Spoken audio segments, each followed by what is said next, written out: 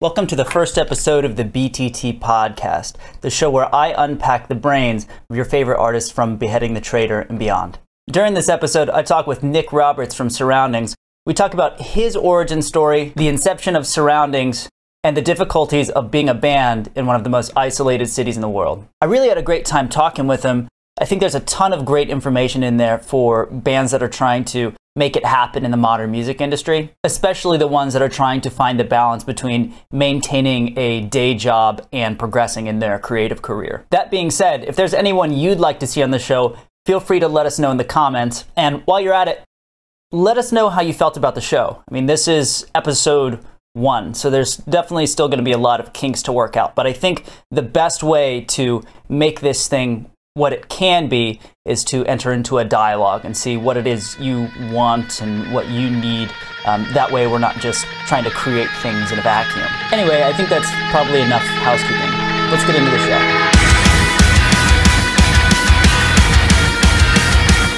First, I want to start this off. I want to thank you for taking the time to chat with me. I know we tried to make it happen last week, and I was sick, and then I had to go to New York and do all kinds of lame business stuff, and then I took a little tiny vacation, so it took a few times for us to circle back around to this. But first and foremost, I want to say that I appreciate you taking the time, especially on, what is today? Today's Friday, right?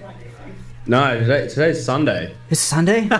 Jesus yeah, Christ. It's Sunday. Dude, bro. I've been so out of it. Like, I went on that, I was sick, and then I was on vacation, so like my whole sense of time was screwed up by that. Well, I was going to poke fun at you for having nothing better to do on a Friday, but since it's Sunday, I don't quite have the luxury. But oh, good. Anyway, I really do appreciate you taking the time either way. Ah, dude, I'm more than happy to. It's going to be fun. Part of my goal with this podcast is to not just talk about like the bands themselves, but also the artists kind of behind the bands and their journey. And then ultimately we usually end up talking about the bands because that's a big part of you and your personal journey. But what I'd like to talk about first is like early childhood experiences and getting into like why music and all that. But like first, just where were you born, and tell me about your childhood a little bit. I was born, Perth, Western Australia, and in like the town of Middle Swan or something. Like it's still like, well, it's like what we call like a suburb of Perth. Pretty much grew up in like what we call the foothills area, like foothills/hills area. Like, I don't even know, like, I think just always liked music. And then like I had the option to like learn to play guitar in primary school and stuff like that. So once I found that, it was classical guitar to begin with, and like I fucking absolutely hated classical guitar. Like I hated the like having to practice like the finger picking in the correct like seating position and all that sort of shit. But I just loved playing guitar, so like I stuck that out until I went like for like 2 years in primary school, and then when I went to high school, I had the option to do electric guitar, so I was just like, yep, catch you later, classical guitar. And I can't remember how to read music like or anything like that anymore, so I moved straight to electric guitar. But I mean, I don't know, like what else like from the childhood.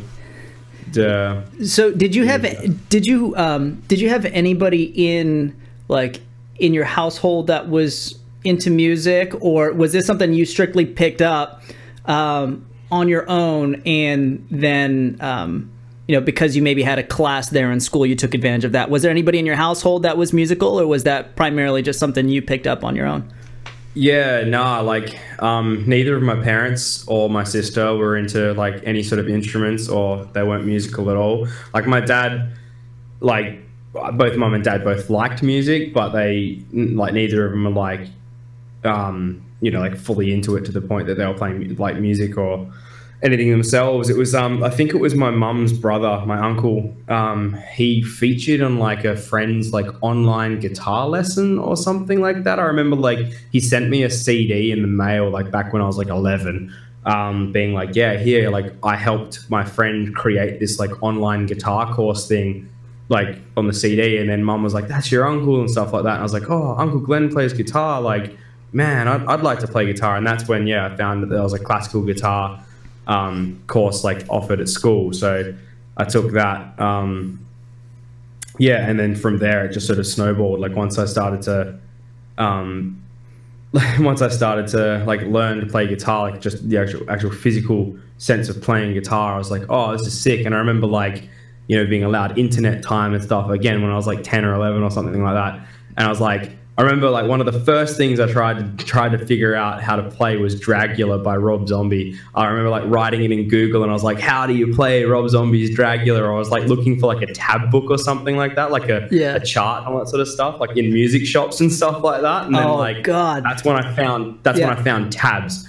And literally once like I found tabs, all of the classical shit just went out the fucking window. Like I was like still practicing, but I wasn't practicing any of like the classical stuff. I was literally just like, oh yeah, like Linkin Park, this, like, you know, figuring it out. And then like that's when I found drop tuning and all this other stuff like that. So it's just, yeah, I just sort of like, it's snowballed foundations of like how to play guitar.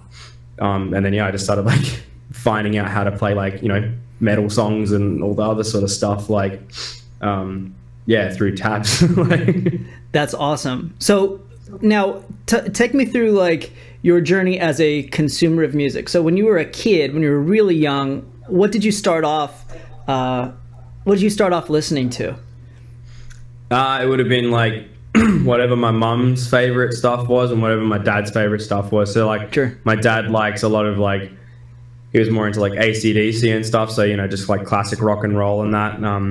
I'm not like an avid AC/DC fan, but I definitely can appreciate and like, yeah, like just, what's the word for it? Like, yeah, I guess just appreciate the band and all that sort of stuff. Mum was more into like Bob Seger and like Eagles and stuff like that. So I still really like Eagles and stuff. Chris Isaac and all that sort of shit. What else did Mom listen to? Like, yeah, I guess I just, yeah, as most people, like as it is with most people, probably grew up like listening to whatever their parents were listening to at the time. You know, so dad would listen to like, yeah, other stuff like Shania Twain. He was a huge Shania Twain fan and stuff like that, and Cranberries and all that sort of that. Like, yeah, so I started with that, and then I guess like, yeah, like through like friends and like friends' older brothers and older sisters and stuff like that. I remember there was a couple of girls that lived down the road that were a good like, I think the older sister was probably 7 years older than me maybe, and she like used to have dreadlocks and was like right into Korn. Hell yeah! And like when I first heard some of like the stuff that like she was playing, she had like posters on the wall, and I was like, oh, that's fucking creepy. Like those people look pretty creepy, and like heard some of the songs, and then I was like, well, that's pretty cool. Like, you know, so like I can't remember how old I was then, but yeah, being exposed to that sort of then, it was like, yeah, Korn was probably one of the first like heavier bands that I'd sort of heard. And then from there, it just like, again, like as I said, like through friends, brothers and sisters and all that sort of stuff, like you're given like Slipknot and all this sort of stuff, and it was more like the shock factor of like, oh, look at these guys, they're so scary, they got masks and stuff like that. And then I was like, actually, this music's pretty fucking cool. And then I think like one of the first not records, but like one of the first CDs I bought, like I saved up my pocket money for, was like Disturbed's The Sickness album. Yeah. So like that was like how I sort of segued into metal that way. And then when I was like allowed to get a MySpace, or like I just made a MySpace anyway, like I remember like going on other people's like MySpace pages, and like they'd have like a song, like you could have like a song on your MySpace and that. Yeah. Like, profile songs. Heaps. Yeah, I discovered like heaps of bands through that. Like that's how I got into Atreyu and stuff like that. There was a guy that had Her Portrait in Black on the thing, and he was like just a random dude that added me, and I was like, man, that song, like those riffs are fucking sick. And again, like around the same time, like once I sort of like, I guess, created that foundation of like, all right, I like metal, like that's my thing. Like, you know, I started noticing on like, well, like, again, metal is probably like a very broad subgenre, like just genre for this sort of stuff that I'm about to drop now. But like Need for Speed Underground, like that had like Hand of Blood by Bullet for My Valentine, I think, and like To Hell We Ride by Lost Prophets, and Story of the Year? Yeah, Story of the Year, and The Hero Will Drown. Like all those sorts of songs. Like I remember like those early Need for Speed games just had like the most kick-ass soundtracks. So like then from there, like I think like Most Wanted or something was the next Need for Speed game I played, and that had like, actually no, there was like yeah, I'm like just remembering and reminiscing on a bunch of shit right now. Like I think Need for Speed Underground 2 had like Little Sister or something by Queens of the Stone Age and stuff like that. Yeah, I just like I guess as I said, literally I'm just like remembering all these tidbits of like where all this music came from, because it just like once you start going down that like rabbit hole of like, oh yeah, music's really cool, then people's like, oh, but have you heard this band, have you heard that band, have you heard this band? And it's like, as I said, friends, older brothers and stuff was like, oh, you need to listen to like A Perfect Circle and Tool, and like I was given that. And then like around the same time it was like from video games like Mastodon and fucking Static X and all that sort of stuff. Again, like the Tony Hawk games and stuff like that. I was about to mention that, dude. The Tony Hawk games had a huge impact on me. It was like Tony Hawk 1 and 2. I was just, they like changed my life. It was incredible. It opened me up to, because I was already sort of dabbling. For me, there was like this time where I was into like punk. It was like when I was skating and I was into punk. So then I was playing the Tony Hawk games, and it was like you had some punk stuff in there, but then you also had some more metal, and there were a few bands that I got introduced to through the Tony Hawk games, which is so funny. I love that intermingling with media where, you know, you're playing a video game, but it will influence like the type of music you listen to, or movies are the same way. You know, it's funny because like I listen to a lot of like movie soundtracks and stuff too. And then through that, I kind of got into even like classical music. You sort of just start to, you know, how it is with music. It's like you know, you just sort of, I don't know, find your way through these, you know, it's like you're finding your way down the influences. You start off with this band that was influenced by these 5 others. You check those 5 others out, and then that as well. Yeah, definitely. Again, like on the movies thing, like there's also like like the Matrix movies and like a bunch of other like really rad action movies and stuff. Did you watch? Like, what is that? Queen of Darkness? Some people were super into that. Yeah. I remember like before, like again, the same friend and friend's brother that got me into like Tool and A Perfect Circle also like exposed me to like Placebo and stuff like that. But I think Every You, Every Me, the song by Placebo, may have been featured on a movie, or it might have been another Placebo track. But I remember I was like, when they showed me it, I was like, oh, I've fucking heard this. Like, and that occurred a lot as well. Like you've heard riffs and stuff like that before, like from other like, you know, bands and stuff. They might have like used just the instrumental and taken the vocals out of it, but like that's been like put into a movie and stuff like that, and you hear that like that way as well. Like again, like as you said, intermingling of like the different medias, like and like that also like helped pave the way of like, you know, sometimes you're watching a movie and you're like, oh, I actually really like that music that's going on there, and you don't know what it is, and then like a couple of years down the track or something, you're like, oh fuck, that's what it was. Like yeah, I think that's funny. And there were so many, like, I mean, I'm trying to think of even the like the CKY videos. And that 96 Quite Bitter Being. Oh dude, that riff, dude, that riff is probably one of my favorite riffs of all time. That that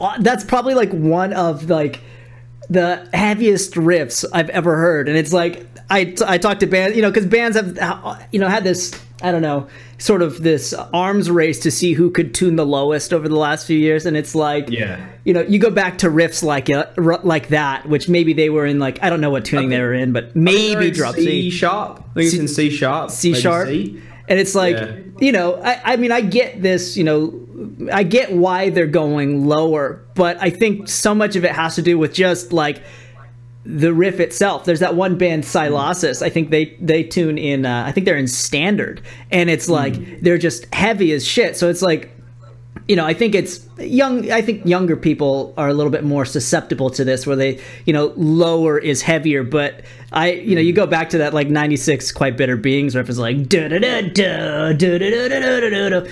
It's sick. I remember that, like that that riff specifically, I actually didn't even listen to like CKY all that much, but like that riff specifically was like, I don't know, that song, I guess, sort of defined that era where I was into skateboarding and I was into like, even like, you know, you were, when Bam Margera was the shit, so you were listening to him, and he would have like Danny Filth from Cradle of Filth on what was his show called? Viva La Bam. Viva La Bam. So like, I think I got exposed to Cradle of Filth because of the episode of Viva La Bam where Danny Filth was on there. I'm like, what is this about? So then I like dove in, which is kind of maybe an embarrassing way to have discovered a band, but you know, again, we're kind of talking about that commingling of media, and that's something that I don't see as much anymore. Well, like on that, I am gonna say right now that I reckon you've just like figured something out right now. So my missus is from Finland,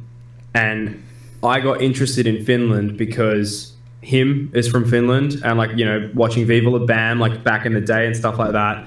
He also had like Children of Bodom as well. Like they would always talk about Children of Bodom and stuff like that. I got like heavily into like Children of Bodom back when I was in high school, and then like I was like like obviously into like those sorts of bands through, as you said, the intermingling of media, like and then like I was on MySpace and I saw Parkway Drive the night, and I went to write on there like MySpace wall or whatever it was called then. Maybe it was the feed, I can't remember what it was called. But then I saw that there was like a chick from Finland had commented before me, just been like, hey, I like you guys from Finland. I was like, oh yeah, she looks pretty cute. Added her on MySpace, and then fucking fast forward 7 years, we're engaged and have a house now.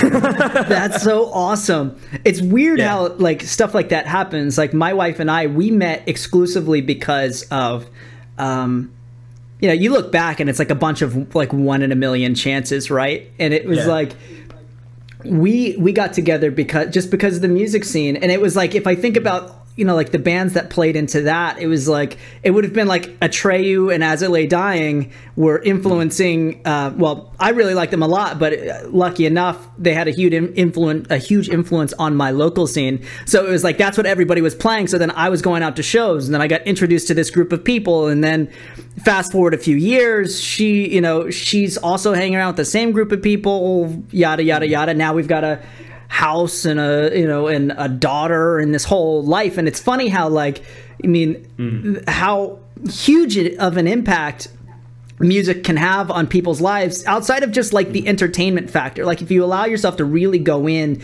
and immerse yourself in the culture, like the people you meet, you know, it's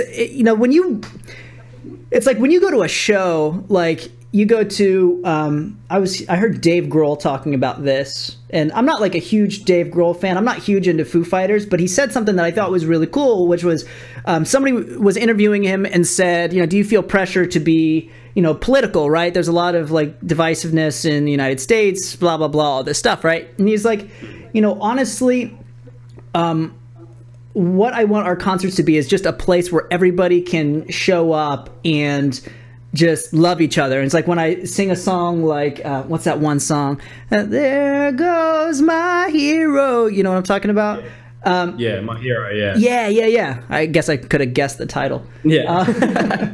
But everybody in the stadium is singing that song, and they're thinking about different people, right? No matter what side of, you know, the political spectrum or whatever they're on, everybody there is singing about different people, but everybody has that, like, everybody who's singing it has that hero, that person, and they can all sort of connect on that, about like having somebody that they look up to. So having that sort of like that togetherness thing. And I think that that's something that music is so goddamn good at. Like you're not necessarily sitting in like a movie theater and you're just vibing with all of the people who are also watching that movie. Like you're there and you're watching the movie, and the media itself is so immersive that you're sort of taken out of your seat and implanted in the movie, where music, I think, is a little bit different in that it's a more limited media form. I mean, five guys on a stage is cool, but it's not nearly as engaging as a $150 million budget movie. So then you start having you add in the factor of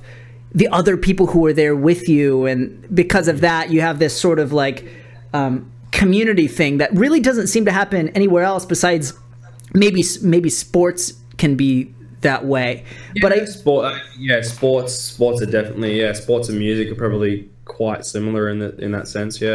Yeah, luckily people don't seem to riot as much when it comes to concerts, but I don't know, I think that's a separate thing because there's so much sports is so competitive. Well, yeah, there's more like that's where I guess it differs. The music is more like, it is about the togetherness, and it's like the only reason you would be at a concert is if you like actually like that band. Whereas like if you go to a game, there's always that rivalry, like, your team versus the other team, and then if the other team prevails, and you could get rowdy and stuff. Whereas usually gigs and concerts you're all there for the same purpose. Right. So tell me about, all right, so you started off, you were playing classical guitar, you got into high school and you started playing electric guitar there. At what point did you start like forming bands and kind of head down that route of like bringing like a group of people together to actually make music, besides you just trying to figure out Rob Zombie riffs? Immediately. Like once I was in guitar class, there was like, because at our high school, the high school I went to is Kalamunda Senior High School, and that it was an arts, like not necessarily an art school, but it was like a lot of our schools here in like Australia, probably the world over as well, like depending on like what sort of thing you want to do, like the different schools have like they offer more of a program for this. Like our school was like more arts, like whether it was like media, whether it was like like not filmmaking but like photography and like light filmmaking. They had a really big like art division and stuff like that for like painting and sculpting and stuff, and then music obviously being part of art, also like performing arts, dance and stuff like that. So the high school I went to, literally if you wanted to learn an instrument, they had pretty much, as far as I'm aware, like every instrument covered. So there was drum classes, guitar classes, bass classes, piano, like singing, like all kinds of stuff.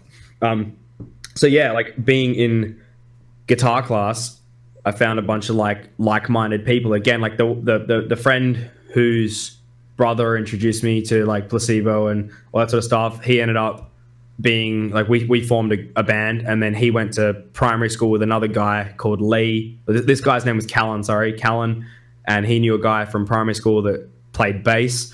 So we had like Callan on guitar, Lee on bass, me on guitar. I was doing a bit of like singing and yelling and stuff because we all liked Bullet for My Valentine and Sum 41 and stuff. So we were trying to learn those songs and stuff. And then there was another kid that we knew who were in their classes and stuff that played drums and that. So but like pretty much like within the first like, I don't know, like 3 months of being in high school, we'd formed a band. Like, and we'd just hang out like every weekend trying to write songs and play other people's songs and that. And there's probably like really shitty demos of like stuff that we recorded through Audacity and like a cheap like $10 computer mic like somewhere floating around. Now tell me, like, did you ever plug a guitar straight in through the mic input, like the 1/8" mic input on the front of a computer?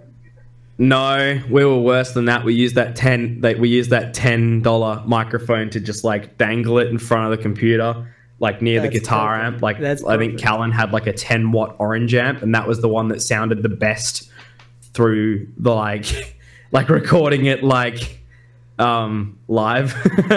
That's awesome. It was pretty bad. So yeah, did you guys play did you guys play shows in that band, or was it just in the garage or in the basement that stayed there? That band kind of like, we just sort of played at home, and then we had a couple of opportunities like at school to perform. I remember like talent shows, like that kind of thing. Nah, not even that band never played house shows. That comes next. But I'm sorry, I said like talent shows, like at school. Oh, talent shows, yeah. No. Kind of, it was like they had like a battle of the bands thing at band. It was super weird. Like I remember twice we performed because I actually dropped out of school. Like, so our high school starts at year 8, and I dropped out at the start of year 11, like to do an apprenticeship. So I was only at high school for like 2 years or 3 years. Cool. No, yeah, it was literally 2.5 years or 3 years or something. Anyway, yeah, like I remember playing Four Words to Choke Upon by Bullet for My Valentine, like, and we were crammed into this tiny little room that was like probably smaller than my room now. Like, are you recording the camera as well, or? I am. Yeah. I can see that room you're in. Well, it was like, so picture this with like 4 dudes, like a full drum kit, like full guitar amps and stuff like that. We're crammed in this tiny room, and that was like our performance project for music. Like, you know, like that was part of what we had to do. So we had to perform Four Words to Choke Upon, perform anything, sorry. And then, like the whole class was like crammed in like a hallway trying to like watch us, and the singing teacher or the teacher was like in there with us, and it was like, there was like so many people. So like the first like real live performance I ever did was like the most insane, like tiniest little like house show thing you could ever imagine. But it was like at school. But there was like, 4 of us plus the singing, the teacher, and then maybe like 4 or 5 other people, and the rest of the class were like in a corridor trying to look, and it was just gnarly because the singing teacher was like, you know, screaming the words and stuff like that. She was like, the singing teacher could see like the veins poking out of my neck, and she was like trying to poke them, and I'm like, what the fuck are you doing? Like, I'm playing and singing, I'm like, what the hell's going on? And then after that, they had a like, whether it was in the same, it probably would have been the same year, like a couple of maybe a month or so later, we again had the opportunity to play at lunchtime, like on they kind of like built this stage in like a quadrangle, and then they had like one lunchtime, like a sand play, and they played like Kryptonite by Three Doors Down, and like something else by what else did they play? I can't remember, but that was like the song they used to play all the time, was like Kryptonite, and it was always like pretty awesome because our bassist at the time's brother was in that band as well. And then we had the opportunity to play, so of course we played Bullet for My Valentine, and we also played Rage Against the Machine, Killing in the Name of. And then when it got to the like "fuck you, I won't do what you tell me" bit, the teachers were all like, "No, stop it, stop swearing." It's like, heck you, you like try to censor it in some way. Frick you. Well, at first I went, "Rah, you, I won't do what you tell me," and then I was like, "Nah, that's just lame," and I just went for it and sent it. Like, good for you, good for you. Okay, so what was the first band that you actually like were consistently playing shows? It was a band called As We Fall, and as I said, I left high school in the start of year 11. Callan stayed on until like later on, and we stayed jamming like together, and he we ended up like, at the time, like I was like getting into skating as well. I never actually got into skating properly, but there's a guy I used to skate with. I was more into like BMX riding and stuff like that. I used to race BMX when I was a lot younger, and stuff like that. But there was a guy I knew through like skating and punk and all that sort of stuff. He was also into music as well, because again, like one of the other things, going back to like music and stuff, like we also used to like infrared songs to each other on our phones. And I remember this guy, his name was Blake, and he had like snake bites and like the Medusa shit going on. He had all these piercings and stuff. He was like a really like, I don't know, like he was like almost like an outcast sort of kid, but like he had like the best taste in music sort of thing. And then like, we became good friends and stuff, because he was like, "Oh, dude, you got to check this new band out." And he like, I remember in the same day he sent me like Dogs Can Grow Beards all over. Nice. He sent us Parkway Drive. I live in Dayton, so like I know. Well, once upon a time, I knew the Devil Wears Prada guys. Funny story. I was actually in that band, kind of. So here's the story. So I'd been writing music, right? I had Guitar Pro, whatever, and I was kind of sort of friends with James Bainey. Like, he played in a band called Shards of Winter's Past that I was like a fan of. So we had struck up conversation on MySpace, and I sent him just this song that I wrote on Guitar Pro, and he's like, "Hey, I really like that.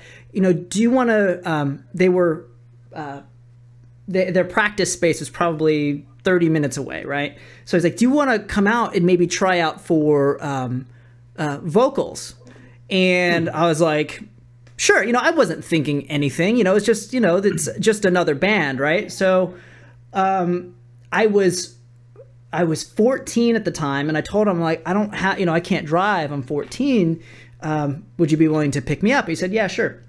So he drove me up there, and it was so embarrassing. Like, I fell asleep in the car So like I'm just like snoozing all the way there, and like I get there, and it didn't occur to me like I could do vocals, but I wasn't really a competent vocalist, and I was just so nervous anyway that like they start playing and I'm just like standing there, right, like frozen, like I don't really know what to do. And Mike was there, and I knew him because he was one of those, you know how like scenes will have like these cool people, like the people who are cool like guys. Yeah. So like Mike was one of those cool guys. Like he had a mullet, and he had like, he was like a handsome guy, and you had, and then Chris Ruby was there too, and he was another one of those like kind of cool people in the scene, whatever. So anyway, I totally bombed that part of it, and then Chris was like, "Hey, but we really liked that song you wrote. Could you play it?" So then I'm like, "Yeah, I could play it." So then I played it, and he's like, "Well, looks like you're gonna be our new guitar player." I'm like, "Cool." And then just the transportation thing was an issue, and I knew it was gonna be, and that just ended up falling through. I don't even think we spoke about it again. And then fast forward, like, a few months they were playing shows. I was, coming out to their shows and, supporting them or whatever. And then they blew up, and it was sort of funny because like that was the, I kicked myself because it was just too early for me. Like it could have been one of those things, you know what I mean? Life is like that. But it's so funny, like how big they became. And, in the beginning, you just have no idea. You never know who's going to do what, and it was one of those things. It's like, I'm glad that we were friendly. And I'm glad that I don't know. I'm glad that I did it, but I wish that I had, certainly I wish that I had done better. Because I think Mike ended up finishing his senior year in high school online because they were touring and all that stuff. And I was like trying to convince my mom, I'm like, I could do that too. And she's like, you're 14. There's no way I'm going to let that happen. And I'm like, Mom, and then I still make fun of her for it. I'm like, that could have been my big break, Mom. I could have been this touring guitar player. And she's like, I'm sorry. I'm like, don't be. I'm just giving you shit. My life turned out okay. But anyway, yeah. So like, long story long, I suppose. I was in that band for one afternoon. It's funny. That's amazing, though. Yeah. Okay. So you were playing shows in this band. What was your local scene like? Like what sort of ecosystem did you grow up in? Well, that's what I was getting to before. So again, like the guy I played, so the band we had in high school was called Anchors. No, it wasn't called Anchors Deep. Sorry, it was called Adrenaline. I have a thing for A names. I literally just realized. Yeah. Shit. Okay. So Adrenaline was our band name in high school, and then I left high school. Was still friends with this guy Blake. He was like one of those cool kids, and he used to like catch the train in, and there was this place called Leaderville HQ. Like it was a YMCA run, like youth, like it was called youth headquarters basically. And they used to put on like mad shows there. Like they had like some of the best shows. Like that's not even rose glasses. They don't do it anymore. And like some of the shows there were just insane. But yeah, Blake was like, good friends with him. He was into music. He got me into like, as I said, like he gave us like one afternoon. He gave me like, Romance is Dead by Parkway, Braille by Bring Me the Horizon, Dogs Can Grow Beards by Prada.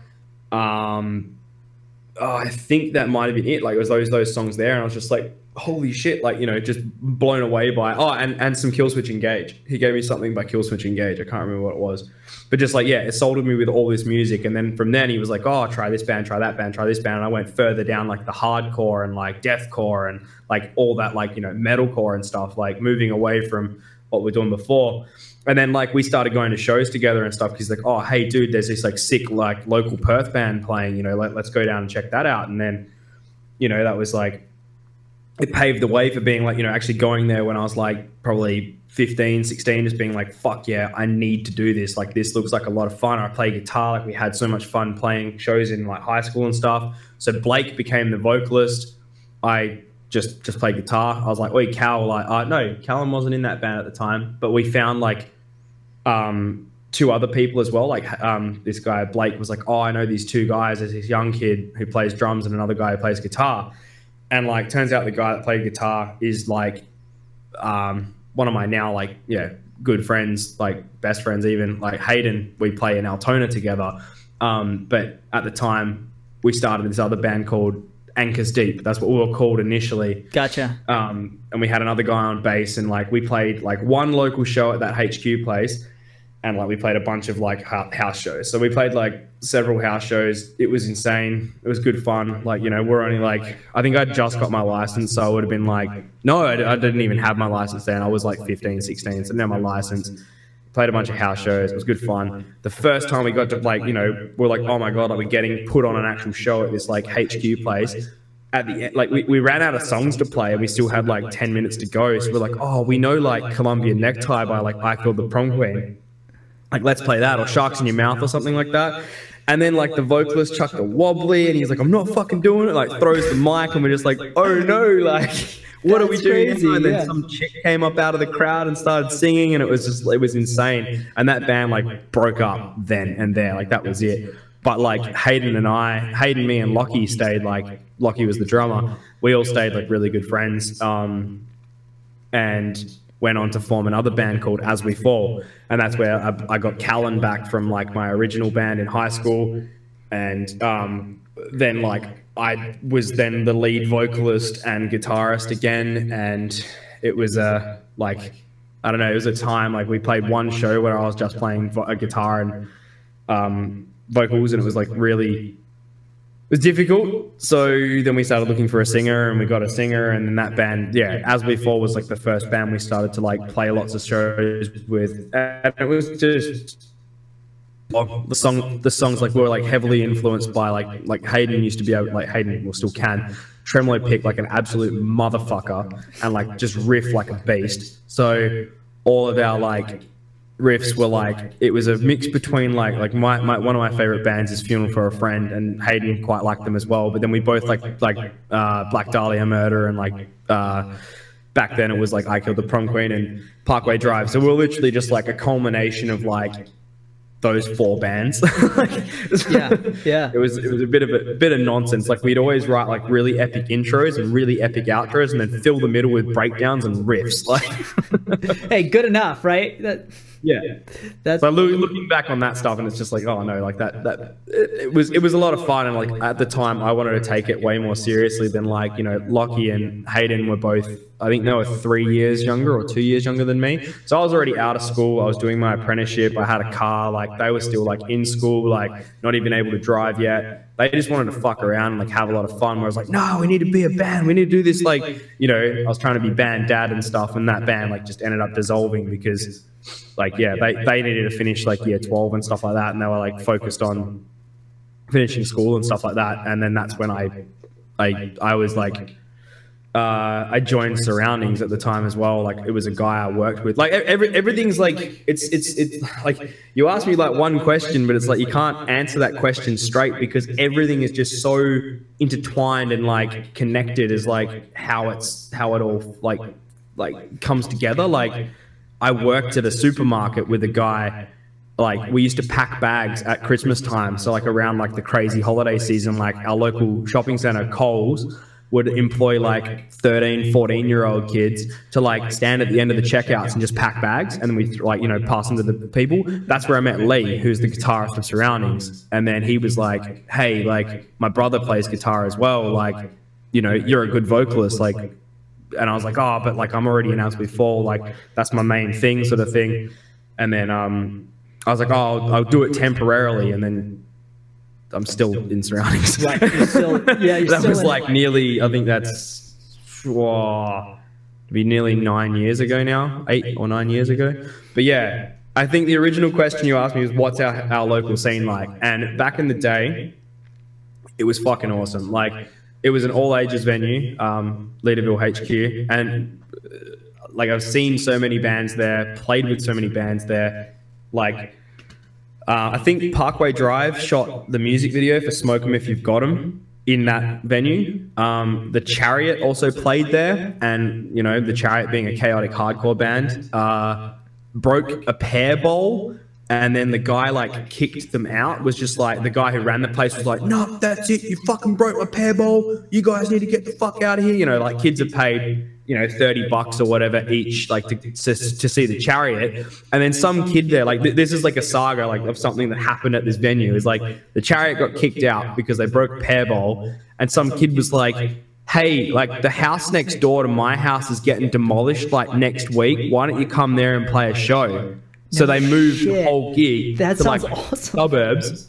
And then, yeah, like the Chariot went and played in this dilapidated house. I'm pretty sure like it reminds me of threw some extension leads over the fence and was like, here you go, like let's just play a fucking show. And then they're like smashing the house up and like on the roof. And dude, that reminds me of like the real life. You remember the video for Slipknot's Duality? Remember that? Yeah, literally that. Like that's so fucking cool. That's what happened with the Chariot. It happened in Perth. Yeah, dude. So, I can only. That's like the best band for that to happen to too, because they are just. I mean, what an insane band. I saw them. I only got to see them one time, but it was like, I think it was probably. I mean, it was certainly a hell of a lot more tame than that show that you went to, because they were just in a venue and it was like they were climbing on stuff and whatever, but playing in a dilapidated house where there's basically like, you don't have to. Play nice at all, destroy the whole fucking place. That's fucking awesome. That's so cool. Yeah, that band never had any luck whenever they came to Perth. Hey, like, I think they I don't know how many times they exactly came to Perth, but another time they came to Perth, they were playing on a big festival. And the way our festivals worked here is kind of stupid. Like we had two major ones that like were for more like metal. There was Big Day Out, which was kind of like they'd have a couple of metal bands, a couple of punk bands, a couple of indie bands, a couple of folk bands, a couple of electronic. Like it was a real mixed bag. Then there was Soundwave, which was more like metal and hardcore and the whole spectrum. And I think I can't remember which one it was, but Metallica were playing that year as well. And long story short, like the Chariot like had just started. They got 2 songs in, and then they killed the power to the whole like the whole place. So except for Metallica stage, because there was noise complaints or some shit. So then the Chariot were just like, well, and they just smashed all their stuff and like threw all their guitars and like the drums and everything into the crowd. And they were just like, there you go, like. Because like they tried to get it all like reinstated, but the actual like people that own the grounds where the festival was happening was just like, nah, shut it down. Everyone needs to fuck off now. Like, they're trying to get people out. Like when the festival was still going, like it still had like another hour. Like Jesus. Yeah, so they got shut down like twice in Perth. So that's wild. So okay, so sorry. So you kind of gave me the story into Surroundings, which was great because you took it very nicely from talking about your local scene into where I was trying to go with it, which is Surroundings. So you joined the band. I joined the band as a fill-in vocalist, and then I've tried to leave many times. Yeah, that's fucking awesome. And they haven't let you go yet, huh? No. That's funny. No, okay. I did leave Surroundings at some point. I was not in the band for a good 6 months. Well, 6 months out of 9 years really isn't that much. It's not. It's 8 or 9 years. I was thinking about it the other day because I thought you'd ask me this question. I was like, how long is it? And I'm like, I'm pretty sure like it's 2018 now. I'm pretty sure we formed in 2010, so it's like 8 years. So what are some high points? Like, what are the things that you guys have done in those 8 or 9 years that you're like the most proud of? And they don't have to be like huge turnouts or anything like that. Like, but what is it over the last 8 or 9 years that you've done, or maybe even a couple high points that you look back and you're like, wow, that was really great? Well, like I think some of like the first recording sessions we did, like we tried to do stuff DIY. Like when Surrounding started, it was literally just like me, Drew, Lee, and then another friend of mine who was in another local band at the time was like, oh yeah, I can play bass as well. He was a vocalist, but he's like, oh, I played bass in high school. So we got him involved as well. And like Drew and Lee tracked all the stuff at home. And then we rented out like a rehearsal space, and we had like just a mic set up in the middle of the room, and we were tracking like all the vocals. Like Lee brought his MacBook down and we're like recording it like in a rehearsal space. I think like as silly as that sounds, like that's like the first memory that comes to mind that was like so fond was like that was just like you know, like I'd been in bands prior, like playing guitar and doing a little bit of vocals, but like this was the first like project where I just solely had to do vocals. And that was, yeah, like that was one of the like things that I really fondly remember was, yeah, like just the way we recorded like our demo, which we later then re-recorded like like I think we did 3 tracks and then we re-recorded 3 of them again later to do our EP, which, yeah, and we tracked in a different way as well. But like that, and then like, I mean, it was the first band that like I actually toured with. Like touring in Australia is like extremely difficult, especially if you're from Perth. Like we are like the most isolated city in the world. Like, I've heard that. I've heard it said that way before. We are the most isolated city. So for us to like go on tour, it was this like 6-month ordeal where we had to make sure, because we're all like, we all had careers and stuff like that at that point. We all had to make sure like all our annual leave like lined up at the same time. Like we had to like pre-book everything so far in advance. It was in light of our like album that we'd released shortly after.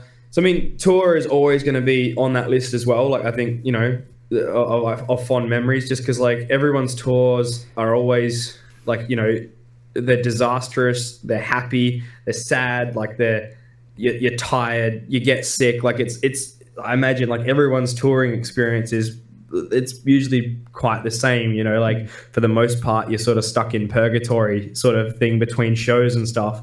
But like, I mean, like that tour was just like we got off the plane, like Lee and Drew used to run, or they still do, like run digital like sort of stuff, because they're like, oh, we'll bring all our gear with us, so we're all good. Like they just had a guitar and like 1 rack unit. We rocked up to this place in Brisbane, and like yelling up, and we're trying to like set up, and it was like a half floor show, and like one of the guitarists like the guitars just didn't work, and we're just like, oh my god, what the fuck. Like we played this show, we're there for like, I think we played for 12 minutes, and then they're like, yep, no, sweet, like next band. And then we're just kind of like, what the fuck happened? Like, you know, and then we had 3 days between until our next show. So like we're on the East Coast, and we're like, well, what do we do? Like we've got a hotel here, fuck it, let's go to Movie World. So we like, the next day we drove down to we met up with some friends and stuff like that we've got, and then like the next day we went to Movie World and just like went on all the fucking attractions and rides, and like just had a fun time, like just goofing off and like having kind of like it's almost like a vacation at that point, right? Yeah, like that part was, and then after that it was like show. So we had to drive from Brisbane to Sydney, and that was a good like, I think it was, I don't know, it was about a 12-hour drive, I think. So drove from like Sydney. We went to Byron Bay, of course, and went and saw the Parkway House, as every Australian metalcore kid does. Yeah. When they're in Byron Bay. Yeah, and then we got to Sydney and we played a show in Newcastle and Sydney, and I played 2 shows in Sydney, and then we like, yeah, finished a show.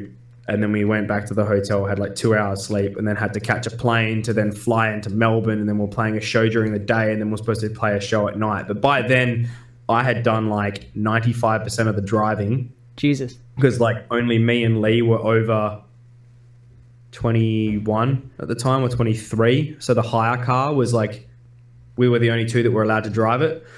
And then when Lee was like, oh, I'll have a drive now. He got behind the wheel and he's driving, and he goes, oh, fuck. He's like, I just got a fucking migraine. Pulls the car over, and we swapped drivers again. Oh, that sucks. That's fucked up. So yeah, so I mean, like, I think, yeah, like our first recording session and like tour is like definitely the highlights. I mean, just other than that, like just some of the supports we've had as well. Like we've played with Gideon and stuff like that. It just, I think we played with Volumes as well at some point. Like it's been so long now, like the like surroundings been going on for so long, that yeah, it is good to just like, yeah, look back on it all. Like it's yeah, there's been some definitely like high points and definite low points as well. But it's, so tell me, back, like, so I want to, yeah. What I want to do is I want to go back and talk about that tour just a little bit, because I think that like what a lot of people take for granted, especially in the United States, is how good they have it when it comes to touring. Like, yeah, it's so fucking easy compared to what you guys had to go through, because we have so many, I mean, we have really great tour lines. We have everybody speaks the same language. So like that's a problem in Europe when you're going from place to place. You have, you know, various competency when it comes to English, right? So it's like, you know, that can be a hassle.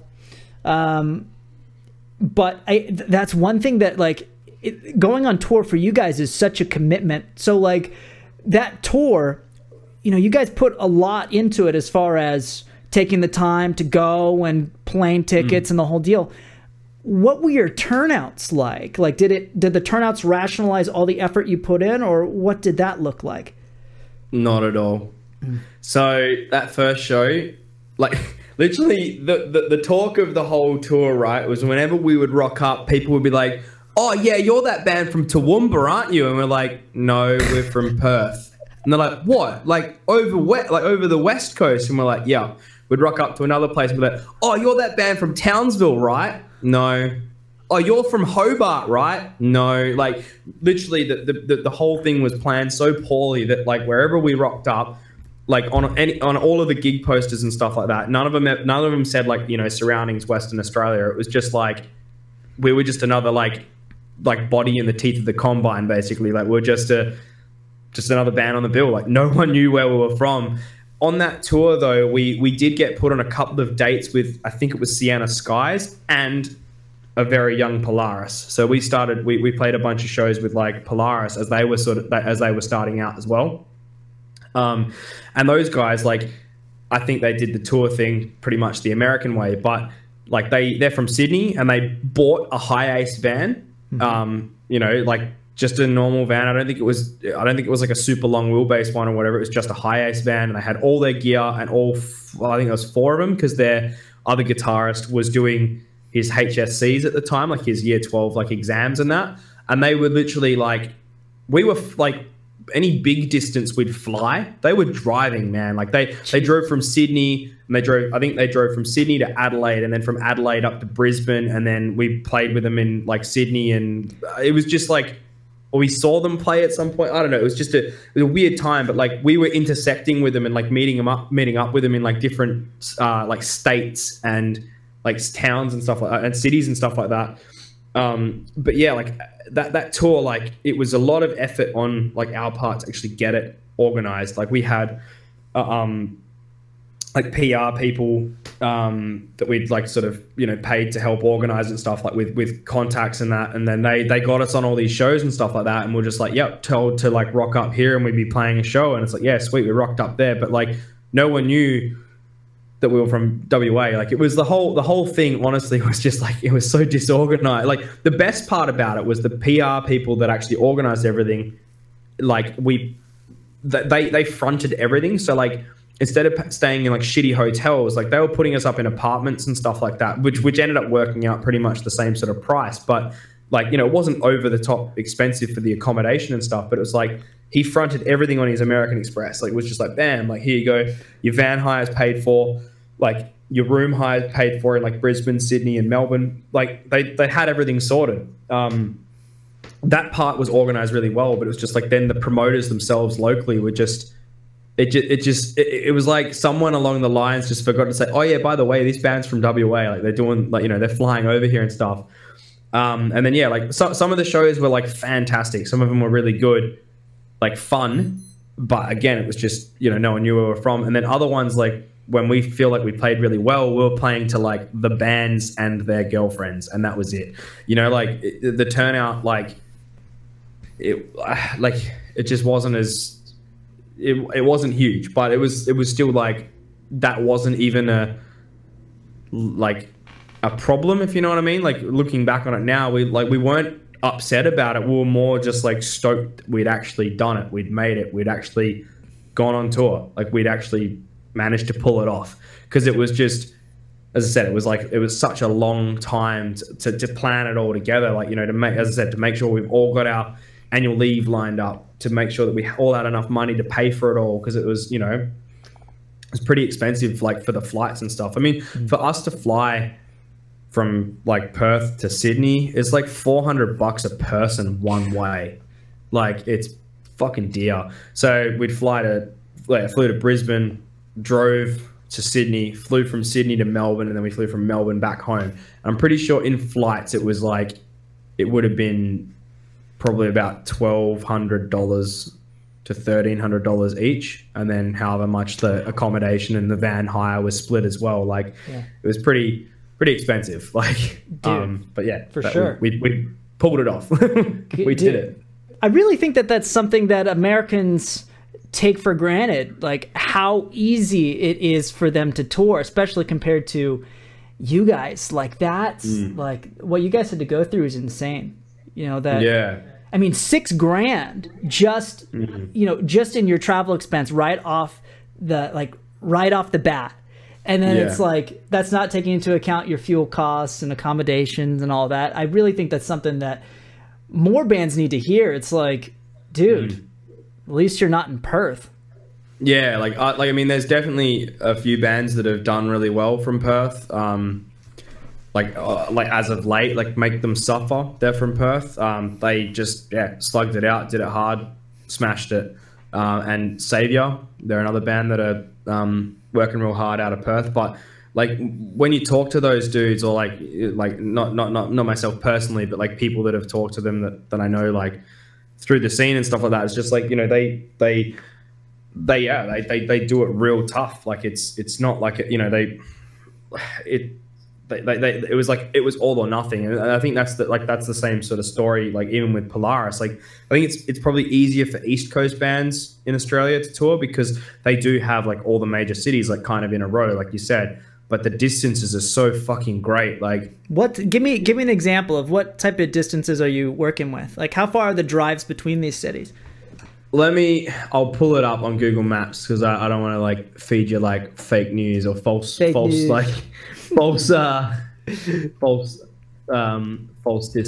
But say if you drove from like Brisbane to Sydney, come on, open Google Maps. Yeah, directions, here we go. That's what we need. No.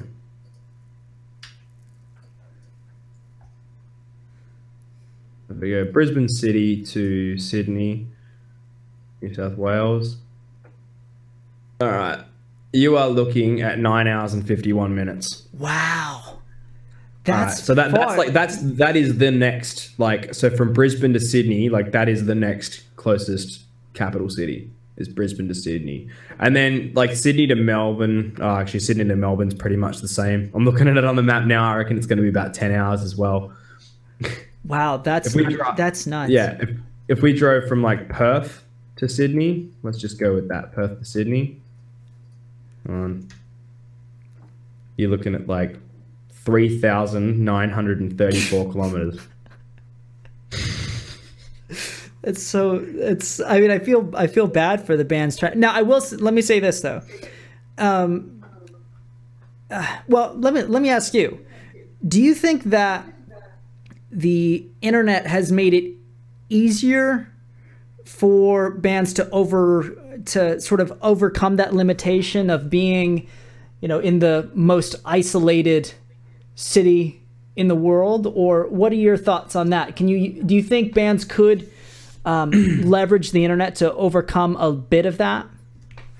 Yeah, to a degree, I guess. I mean, like surroundings themselves, like, or us, we have like, I don't know what you would class as like a small, medium or large fan base, but I think like we do all right. Like, I think we've got about 10,000 followers, maybe a bit more on Facebook. I'm not 100% sure, but yeah, that's about right. If you use like the tool on Facebook to show you where like your fans are, like our fan base is so spread like everywhere. Like it's widespread. So it's not just like it's not like we have a concentrated like Canadian fan base or a concentrated like Russian fan base or something like that. It's like the fans are from everywhere. Like they're all over the world.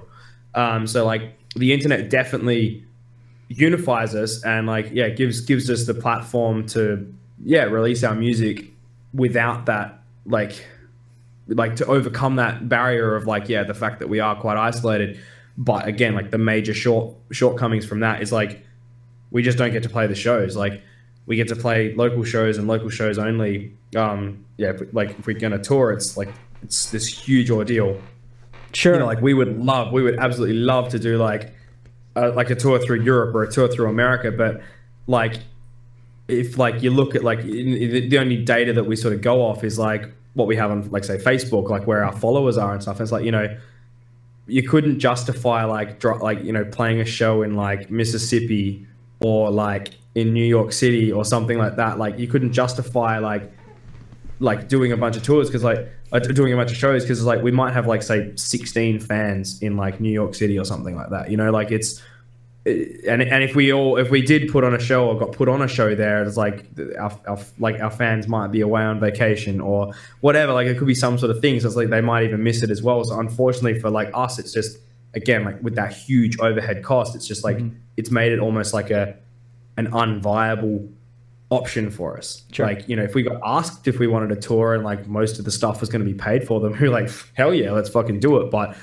like we just don't have like the resources like to like commit to like actually doing this huge, you know, worldwide tour, and that it just like, well, I think it's so smart because there are so many bands who they put themselves on these tours when it doesn't make any sense, right? I mean, like maybe, you know, let's say pre-Facebook, you wouldn't have even known that you only had, let's say, 16 fans in New York. So you may pony up all the money to make it out to the States, only to find that ain't nobody out there. You know, it's that like the fact that you know ahead of time that a tour isn't viable, I think is useful. And I think that that's something that a lot of people don't take into account. And there are some bands that have, like Iron Maiden, there's that story about them where they booked a tour based off of like which country was, maybe it wasn't a full tour, maybe it was just a show, but based off of which country was pirating their music the most.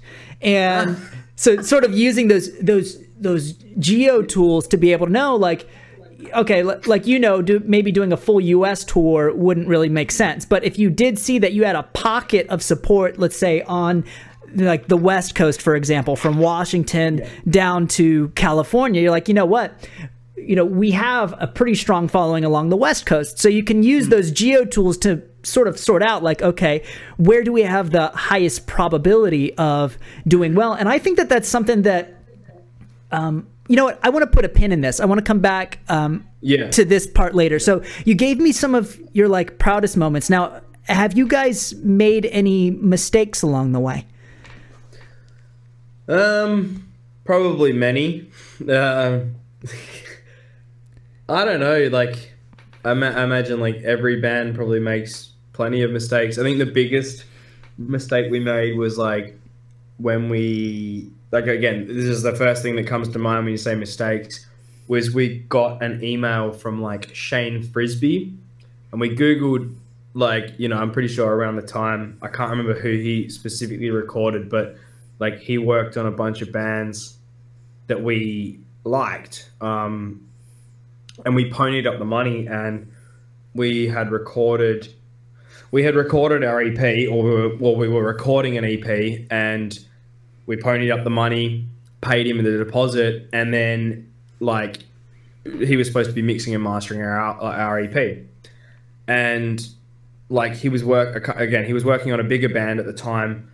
And like our guitarist Drew, like, hope he doesn't like kill me for saying it, but I remember like he said, he was like, the mixes that we were getting back, we were just like, this is not like at all what like his quality of music was. And Drew was just like, he was like, I swear he must just be like sitting on a laptop on the toilet and being like, oh yeah, better mix this band, eh? And just goes, how's this? And like fires it off to us. Like, no, that's not what we pulled the pin on that, and just we lost like $2,000, lost $2,000, like, because we paid him the deposit, and I think he wanted the whole lot up front or whatever it was, and was like, oh, we're working with a big name producer and all this sort of shit, and we just pulled the pin on it because it just wasn't good.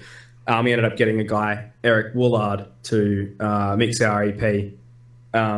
He runs Warlord Studios down in Mississippi. And now he was the guy that, if you're into like recording and stuff, him and another guy created that Colossal bass, the MIDI bass. Yeah. Like Yeah. Yep. Yeah. So Eric mixed our EP, and now he's actually mixing and mastering our like Sophomore album. So he's doing that right now. Something that I think is kind of interesting about that is how often people will pony up the money for like high-level producers. And the fact is that like none of your fans really like give a shit.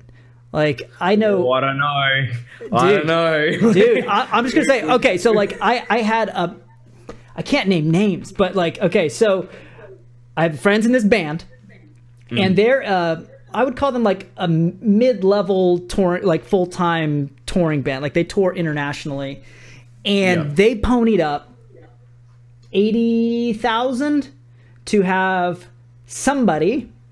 Let me say, not Terry Date, wink, to mix their stuff, and it wasn't a bad mix, but they paid a lot of money.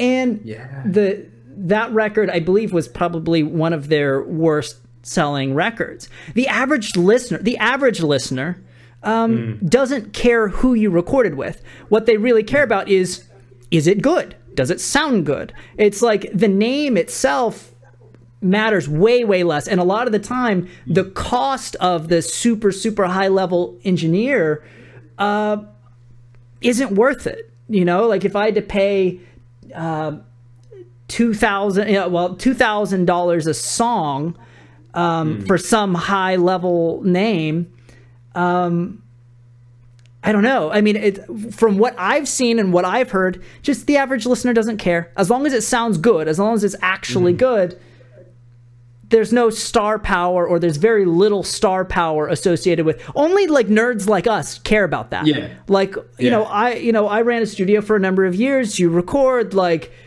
we like that stuff. But even then, like, if they didn't record with some high level producer and it's still good, I'm still gonna like it. Like, it doesn't. I don't know. It doesn't. For me, that's not a make or break thing about whether or not like I'm gonna pay attention, or if I'm going to come out to it. Like who they recorded with plays no factor in whether or not I'm gonna come out to a show. For me, it's the other. You know, a lot of time it's the other stuff. It's not even it's about the music, but the stuff that really gets me to support a band is what I call like supplemental content. So the stuff they put out, like that's not the official release. Like a band that I really like is Behemoth, and recently Behemoth released they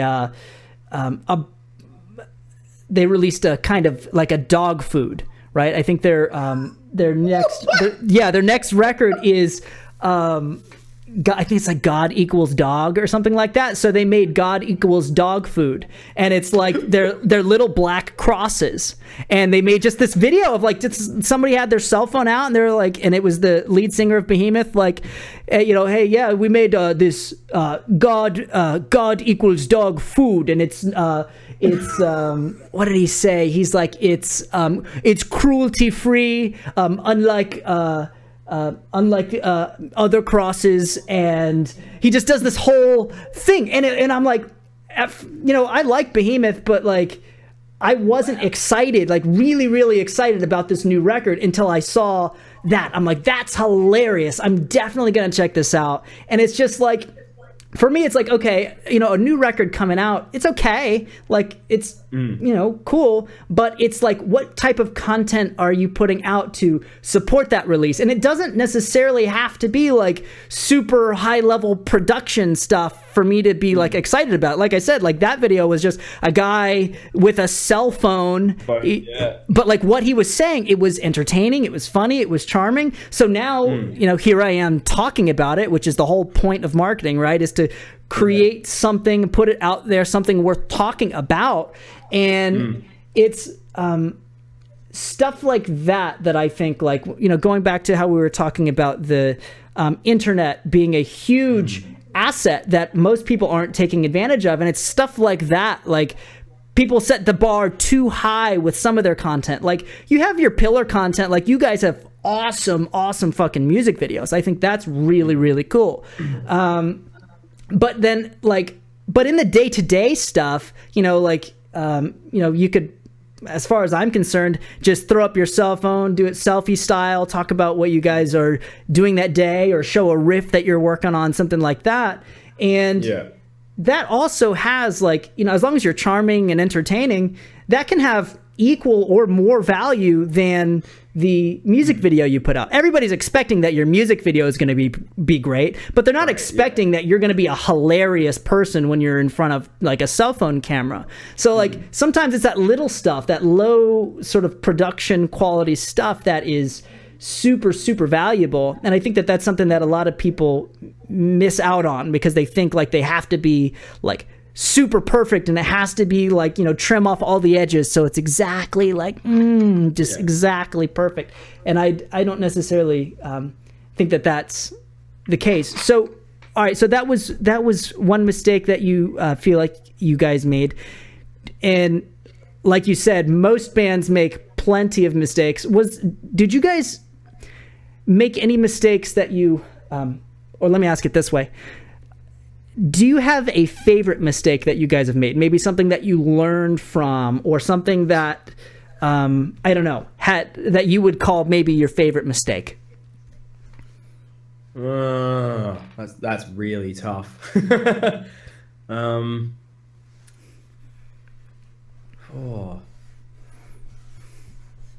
Like, nothing like jumps out, like screams out at me like off the top of my head.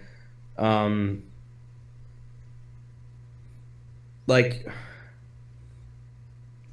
well, you guys don't tour every year, right? No, I mean, I wouldn't say it's a favorite mistake, but I mean, that's probably a mistake of ours, is that, yeah, we didn't tour enough. We're also not very active on social media. Like, I know like you and I discussed it before, but like all five of us are just extremely busy people. And it just, like, I think we kind of, again, like you're saying, like everyone has that mindset of like, oh, everything has to be perfect and trim the edges and stuff. And like, we definitely had and have that mindset. So I think that's like a thing as to why like Surroundings doesn't put out much content. Like, we do feel like like I guess we've set the bar with the music videos and the actual music that we produce. So have you, do you remember, okay, so you and I are about the same age and we grew up kind of in the same ecosystem. Do you remember when every band would do studio videos? Yeah. Okay, yeah, so like I really enjoy those videos still. Like a lot of bands still do that. But our recording process, like it's so drawn out. So like those videos, like I think the latest one I watched was the Luminaires video for Norma Jean's Polar Similar record, and that was like 40 minutes cut together because they recorded everything in 2 weeks or a month or however long it was. So they put it all together into like a 44-minute video, and that was like, you know, I sat down, like watched the whole thing. Whereas like the Surroundings recording process was like we were writing. Like someone would have a riff, someone else would have a riff, and we'd go into the studio and we'd write some stuff.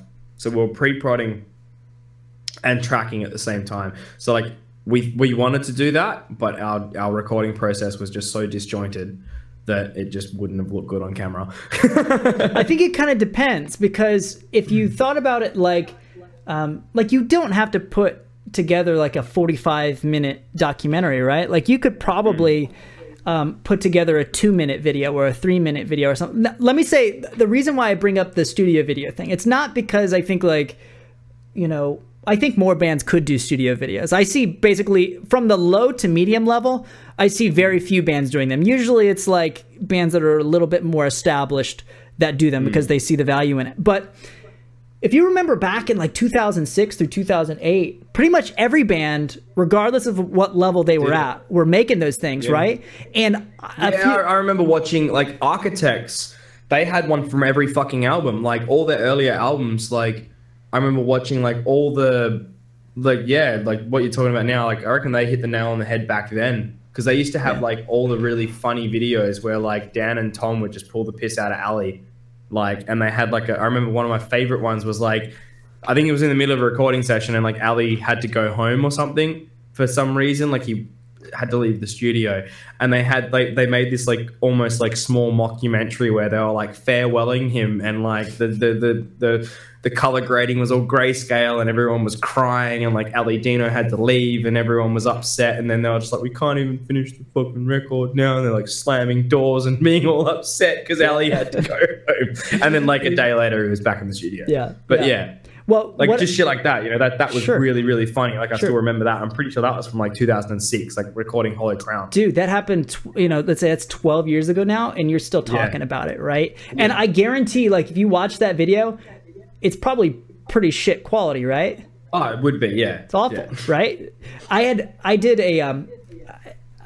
posted a question a few weeks ago, and I asked people to, you know, just share their favorite studio video, and I was curious, like, what would come out, right? Because there's been some good stuff. I think like Fit for a King did like a series recently that was pretty well done. Periphery had the one they did, was it Remain Indoors, I think was the name of it. I'm not the hugest like Periphery fanboy, but they had like that sort of documentary, and I was thinking, you know, it could go one of two ways. Either like people are going to just say like the super high production quality stuff, or maybe there's, I don't know, some stuff that was from, you know, 2006 through 2008, where it's like a nostalgia thing, maybe.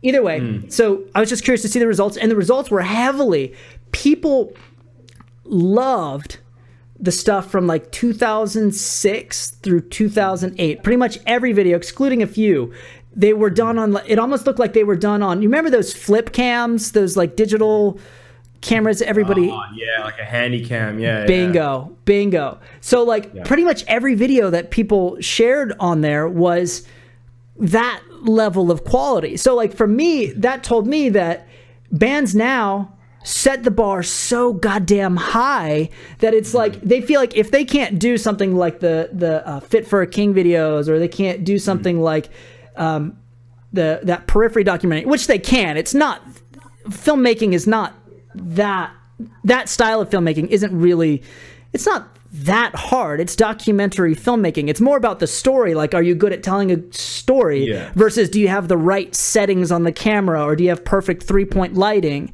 And, you know, and it's kind of ironic that now, when it's so easy to make those, you know, studio videos a much higher quality than what was possible in 06, at least at the price point, you know, everybody has a fucking cell phone now, right? Like, anybody could make these videos, but they're not. And I think that that's something that a lot of people are missing out on. And I think go ahead. I think on that though, like thinking about like, I mean, like on that, like quality control, I think that then the mindset that we've all adopted is like, I'm thinking back right now, like my first band in high school, we recorded using a $10 fucking computer mic, and we thought we were the bee's knees. The next project I recorded was this band Anchors Deep, and it was all tracked live in the drummer's shed, like in the garage.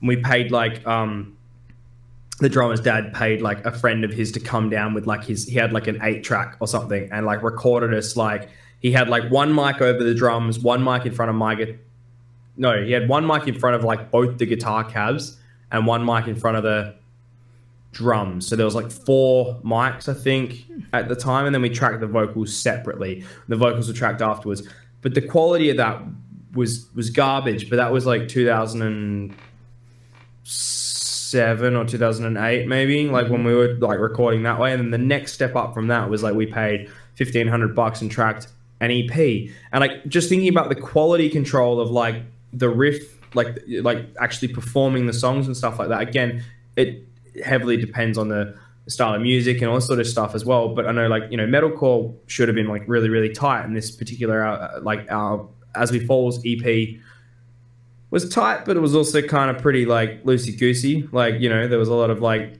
nonsense. But like if you listen to say like Count Your Blessings by Bringing the Horizon, that thing's like a dog's breakfast.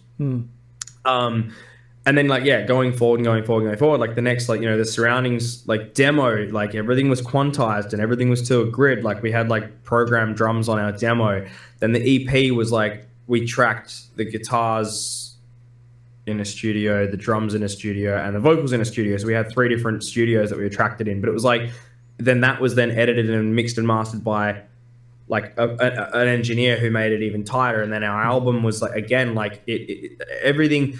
It's like every time we've gone to do something, and I think the expectation again from the community, like, is that it seems like the genre that surroundings in particular, and like I think anyone in general, like any music, it's like the expectations are getting higher and higher and higher. Like you're saying, like, yeah, like I think maybe we've all perceived that, like, yeah, like because the music needs to be tighter and more technical, and the drums need to be more crazy, and the guitarists need to be even more crazy, and everything needs to be so tight and precise, and there can't be any human element to it almost. Like everything has to be so like pristine and clean cut that like that's the sort of corner that we've like all the bands have like backed themselves into. And that's what, you know, you're saying we could film something on our phone and upload it, but then it's kind of like, oh, but that doesn't fit. That doesn't fit the perfect clean cut aesthetic. Sure. I think it has more to do with artist egos than it has to do with their audience, because it's like, dude, videos go viral, like potato quality videos go viral all the fucking time. You know, there are all kinds of, you know, there are these like thought leaders around. Like you look at somebody like Gary Vaynerchuk is an example of this, where most of the stuff he puts out is like from his, I'm not going to say most, but like you go on his Instagram, a lot of it's just like him with his cell phone selfie mode, and the quality sucks, but like people aren't showing up. You know, it's like I think it's good to have a mix. Like, of course you want to show up with your high quality stuff and show, hey, look, we do have stuff that's, you know, for people who care about having a high level of production. We have that stuff. But also, if you want like the raw behind the scenes, that's like why Snapchat was so big, is like because you couldn't, like, it wasn't as easy to curate like everything else, where you could make it so prim and proper. I think a big reason why Snapchat worked, especially for brands, was that it was like, it was so unfiltered, it was so real. And I think in a way that's what super high quality fans want. Maybe the average person, all they care about is, you know, is it shiny and perfect and pretty? But the people who are like really, really gonna be good fans are the ones who want to see behind the scenes. They want to see the humans. They want to see, you know, who you are and why you do what you do. It's not just about like the zazz and the perfection. It's about like, who are you guys? What are you going through? Yeah. Because like that for me, you know, and I spend a lot of money on merch and going out to shows.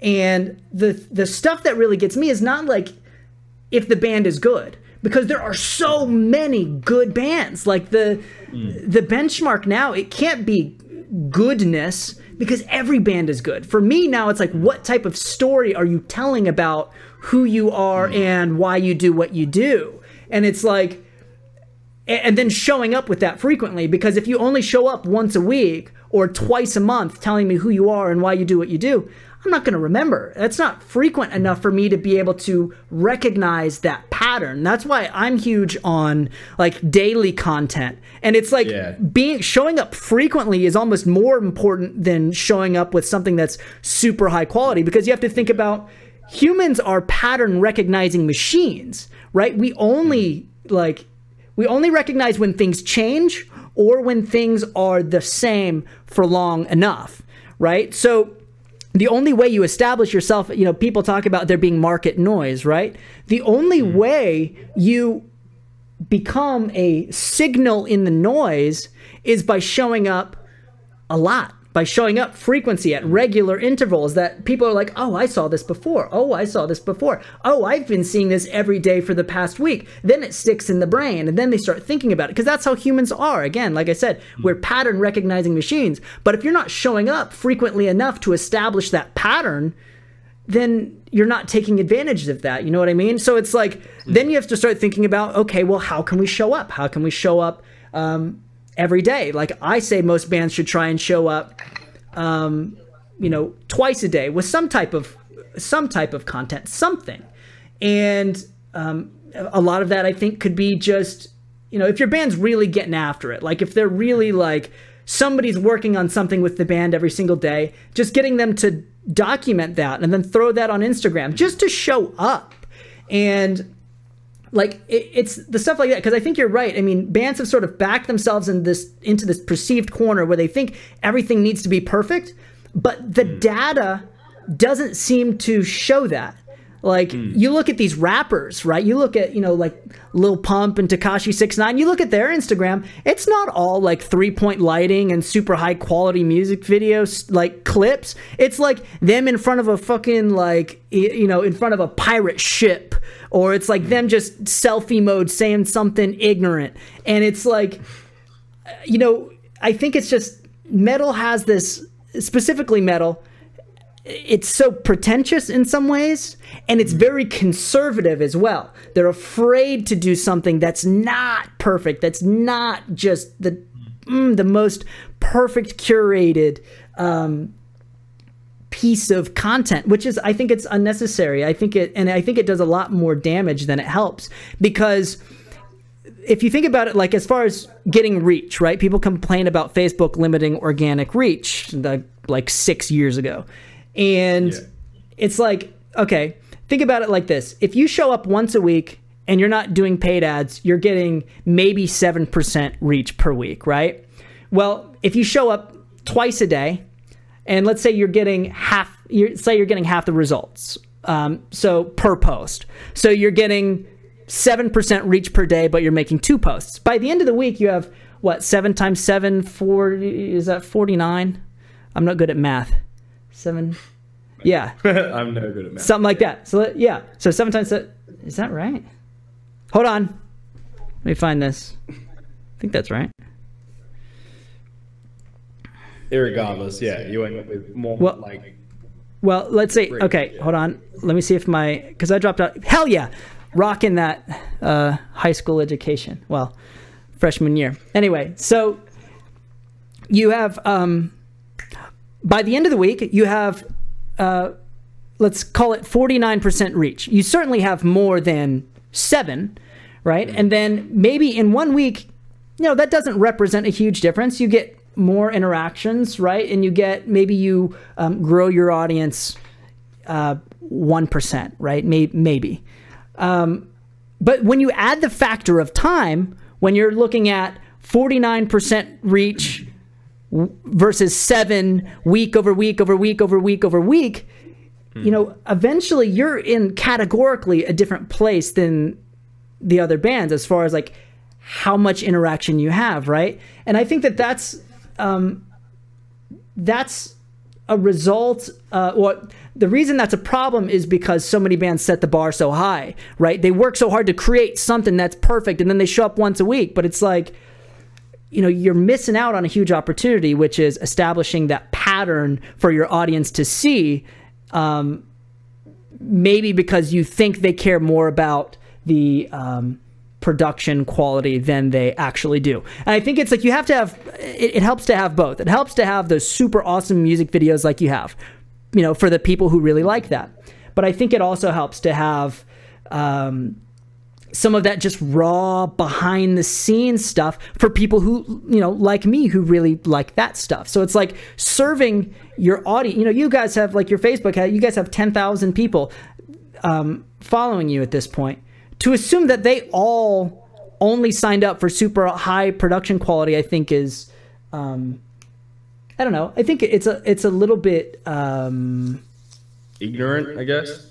Maybe, because there's a certain percentage of those people who they love art and they love artists, right? It's like why Andy Warhol got so big, right? What he did was he turned he put the spotlight on the lifestyle of being an artist, and people are interested in that, especially people like me who wanted to be in bands, but for so many reasons it didn't pan out that way. When a band shows up to give me a window into their lifestyle, I pay attention. And then when I pay attention for long enough, I then look to find ways to support that band. And I think there are a lot more people like me, and I think bands should want to collect people who are interested in that kind of thing. I don't think it's necessarily the best business move to cater to people who require you to put $10,000 into a music video just for them to be interacting. It's like, I think the people you'd probably want to find are the people who show up and, for your 30-second selfie videos that you take on your phone, because those are the people who are they're easy to please, you know, because they like you as a person. It's like, you know, they're not just showing up because you did some huge crazy thing. They do it because they like you and they like your music and they're interested in what you have to say. So let me ask this. So being in a band there's a lot of things. There's more than just the music, right? There's more than just writing music when it comes to being in a band. What is something that Surroundings does well besides just making music? What is something that you think you guys do particularly well outside of, you know, just making music? Do you communicate well? Are you guys reasonable with your money? Or there's all kinds of stuff. Take it any direction you want. I imagine, like, we make pretty good music videos. You guys make great music videos. They're insane. They're like, a lot of our stuff is also DIY. Like, we've been working with Matthew Templeman, producer, who's also our bassist, since our first, when was it? It was our first single, Roses. So after our EP, Matt used to co-run a studio with another guy called Jay, and we tracked vocals at their studio there and drums, I believe. And then after that, our next single was Diclonius, and that was tracked all at home bar the vocals. I tracked the vocals with Matt. And then our record, but after Diclonius, I left the band. Like I said, that 6 month gap sort of thing. Because I thought I was going to be moving to Finland, but that didn't pan out anyway. My missus moved here instead. But then I tracked all the vocals with Matt for that album, and then our album that we're working on now, everything was recorded by Matt. So the guitars, the bass, the drums, all the vocals, all recorded by Matt, and it's getting mixed by Eric and stuff like that.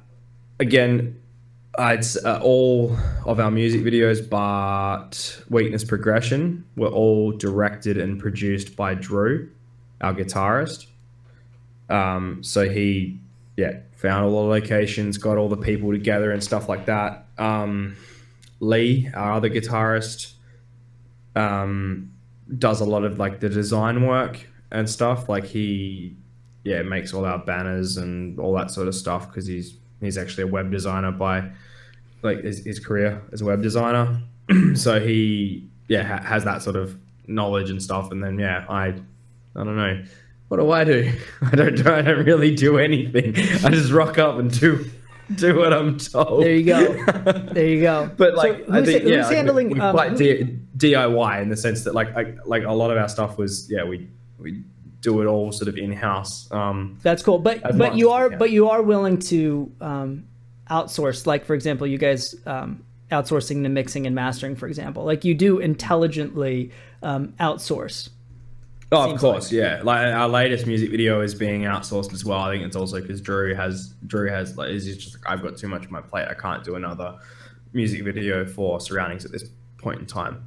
Yeah. So like where we have to, and where we think it's a more viable option, then we will outsource. Like our all of our artwork, like for the album and the album before and our EP, has been done by D-Dub Designs, which is what's his name, Dan Wagner. So he did like volumes artwork and stuff like that. So Lee would probably be capable of doing that, but we think we would get like more of a professional, clean cut product if we outsource that. So all of our design work since the EP has been through Dan Wagner. So like we're viable, we will outsource and stuff like that. As for doing well, I don't think we communicate with our audience very well. Like if what you've been saying for the last last couple of minutes, like I can't even remember the last time we posted off of our Facebook. Well, let me say this. I'll just, and especially because you guys are as isolated as you are, right? I mean, Perth is, like you said, it's the most isolated city on the planet. In my opinion, in 2018, audiences are built online. You know, it has to be a priority for people in general, but I think especially for a band like you guys, because geographically you're so far out there, right? Your ability to network, you know, while out on the road or playing shows is greatly diminished by just being, you know, basically in the middle of nowhere, right?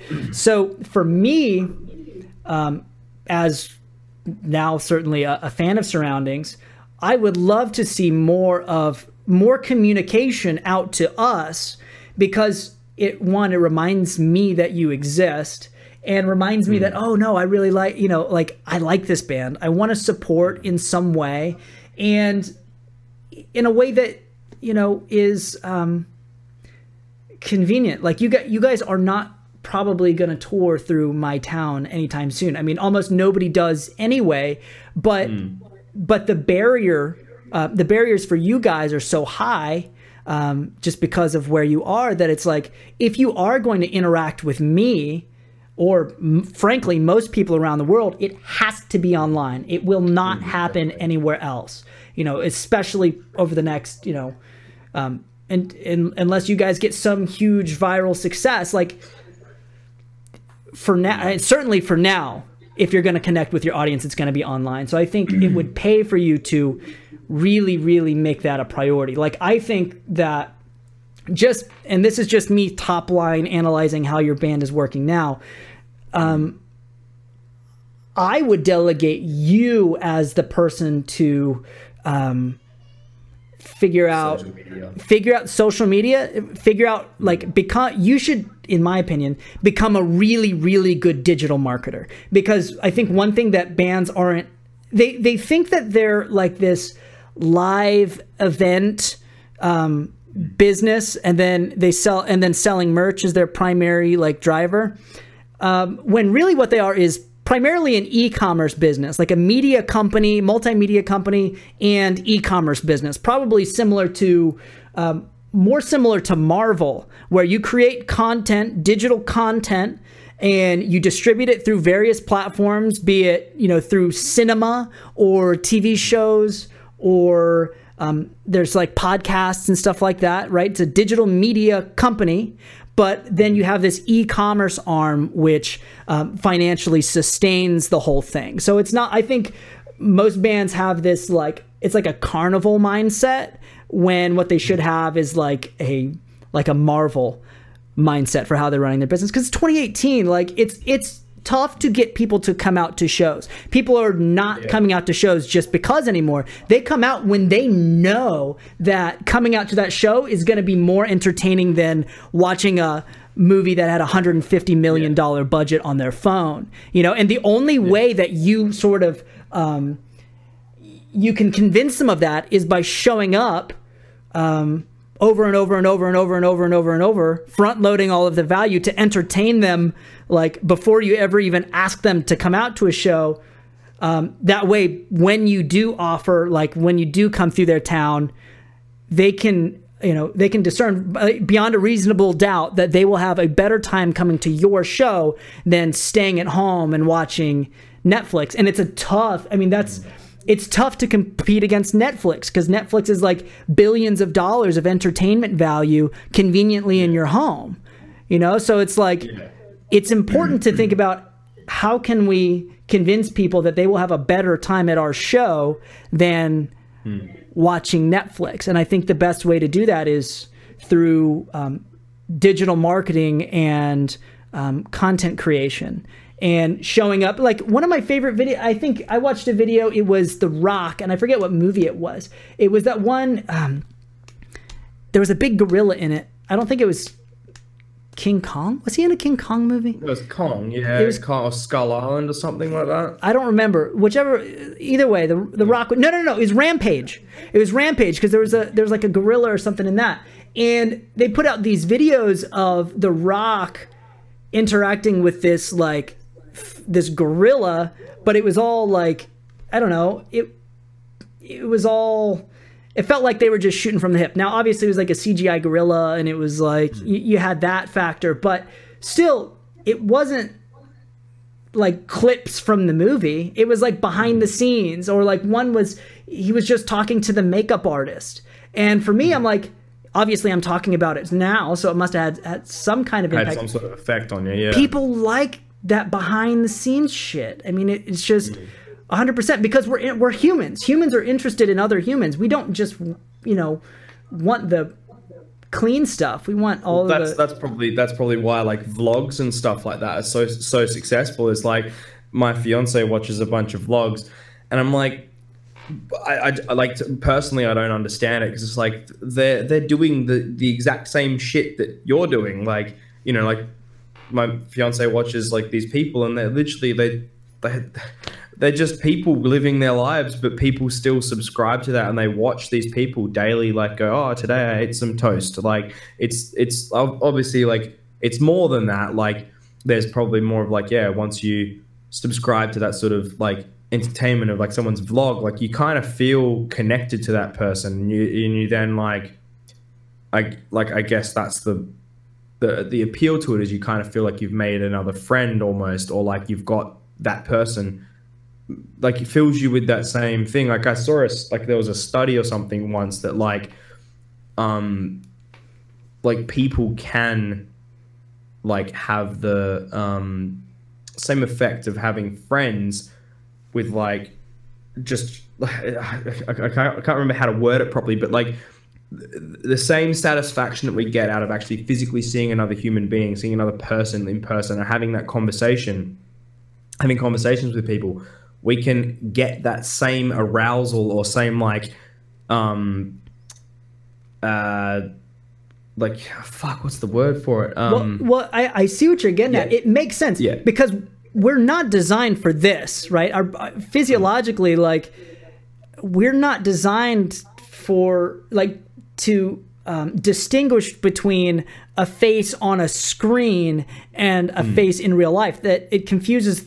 It doesn't confuse the brain. The brain just thinks, oh, that's a person, that's a face, right? So it's like it 100% makes sense that, seeing a person's face on video regularly, them walking through even if it's just their normal life, or even if it's, them broadcasting basically their highlight reel, either way, it makes sense by seeing the same person's face over and over and over and over and over and over and over that you start to build some type of bond with them. And it's a very like sort of lizard brain kind of thing, where it's the familiarity that makes us feel comfortable. And what's so crazy actually is that like people will prefer comfortability over like happiness even. So it's like if you show up over and over and over and over and over and over and over, and then some other like band comes out and they're an incredible band, whatever, and then let's say maybe at the there's a show and your band is playing the same night as this band, even though maybe they're quote unquote better and they have better music videos and whatever, if the audience member has spent more time looking at your face and building an emotional connection with you, the likelihood is that they're going to come to your show, even though they may even have a better experience or like a more, I don't know, a higher quality, if they have like pyro and all that, you know what I mean? It's like, I get where you're coming from. It's like, if they feel more comfortable with you and they feel like they have more of an emotional connection with you, they're going to be more likely to go to your show versus the other band that maybe didn't do all of that relationship groundwork, and they're just basing like their whole interaction with their audience is super huge and over the top and inaccessible. That's the thing, is like when you go over the top like that, you are, even though, yes, sure, your visuals are great, but what your audience often perceives is It's inaccessibility. You're some huge rock star on this pedestal. They have no emotional feelings towards you whatsoever. But if you show up every day to be like vulnerable and to share like the struggles that maybe the band is going through, or maybe you're trying to write and then for whatever reason that day it's just not, it's not working for you, and to show up and do that, like that's like the really good shit. That to me is how you create like these like multi-decade fans. It's because of exactly like what you noticed is like, you know, those vloggers, what they're so good at is just being like being human. Just being human. Exactly. Exactly. Human, yeah. Okay, so what do you think that most bands could do better? I think we kind of hit on something that maybe you think Surroundings could do better. What do you think most bands could do better? Probably like everything we've been talking about, just creating more content, creating like removing that barrier of like that that ego and that perceived, like as you said, like the inaccessibility. Like definitely that seems like a very good way to go, because I mean I as I said, thinking about studio videos and stuff, like it's amazing. Like I like seeing like what guitars they use to record things, what amps they use, like just how they are as people. Like I definitely get that. I think like I know it's also so hard like to not necessarily put yourself on the other side of the screen, because like I still, you know, like enjoy watching like studio videos and like anything. Like one of the best people to follow on Instagram is like Brendan Murphy from Counterparts, because he just posts like the most, like they're just shenanigans. Like he is like shenanigans the Instagram. Like it's just like after every like set they like fuck off and go do karaoke and stuff. So like his personal Instagram account is like the greatest thing ever. That's perfect. Well, and here's something to think about too, that when you have a business, there's no such thing as a personal account. So like we're talking about him as a person, but it's reinforcing what he's doing with the band. Because like now I'm going to go check out his Instagram, and then now I'm going down this rabbit hole of like becoming emotionally involved in the band. So I think that's something that people should think about too, is that like when you have a business, which a band is definitely a business, well, it can definitely be a business, like everything you do contributes or detracts from that business, even if it's like your personal scary account. Concept as well, because like for myself, like I love creating music and I love like doing the bands and stuff like that. Definitely, like I love performing live and stuff, and that's more what I enjoy most about it. I'm pretty open book and like wouldn't mind like letting people in and stuff, but it's also just like I don't do band stuff all the time. Like I work full time and stuff like that, and I personally don't think that it'd be very interesting if I'm like driving around and like taking like little videos of me like driving between jobs and stuff like that, because I don't really have anything to say. I'd be more like, well, I'm driving from one job to the next, you know, like I wouldn't, like I'm not always like in band mode, if you know what I mean. Whereas like someone like Brendan Murphy, like that's his job. Like his job is the band. Like, so everything he does relates back to the band. Whereas like only like 10% of my day like is dedicated to band stuff, whether it's like me practicing guitar or practicing bass or vocals or whatever. Like that stuff I could stream or do something. But yeah, like it's more like, as you're saying, like, you know, just posting content, like interacting with people. Like for the most part, I don't do band related stuff all the time. Like I'm doing other things, and like I think it could detract from like the bands if I like. Well, here's what I'll say about it. Spider-Man or something like that, you know, like I think. Well, here's you know, because like think about it, like maybe there's some some super fans out there that maybe you don't necessarily know about, right? I think that just documenting your life in general is good, because you don't have to, in my opinion, you don't have to try and seem like something you're not, right? Like you don't have to put on this like super rock star persona where like every minute of your day is dedicated to the band, because that's not the reality of it. And honestly, I've talked to like hundreds of bands at this point. Well, hundreds, slightly over 100 separate bands. And dude, nobody is 100%. And even the bands that are touring full time, like a lot of them, the vast majority of them have these side gigs that they're trying to do to, you know, offset the income that they're not making from being in a band. You know, like I have friends who are like real estate agents, right? They're selling real estate, or they're software developers, or they've got all these other things that also occupy their time. I think like Dan Williams from Prada was, I don't know, he was doing some, I think he was working for GoPro or something like that. I think he does now. I could be wrong about that. But still, like, I think it's okay to have that stuff. And honestly, like, not every band member needs to be that. Like, maybe if that doesn't feel natural to you, you don't have to be that guy. You know, you just do what, you know, maybe there's one member of the band that has a little bit more, who thinks about this stuff like a little bit more, or, you know, they have theories on how bands should do things, or, you know, maybe they think about the band a little bit more, or more active, or whatever. Either way, like, I think where we should be cautious is in the stands we take on social issues, right? Because you can see, now I'm not saying that anybody should or shouldn't take stands for things they believe in, but recognizing that there can be major repercussions when it comes to like your band. If you go, you know, you take this big stance here, like, let's just be real, it can have negative effects here, or it can have positive effects. It's not for me to judge. I'd never, like, when it, like, I don't think any of us in the bands and stuff, we're very, very, very aware of that.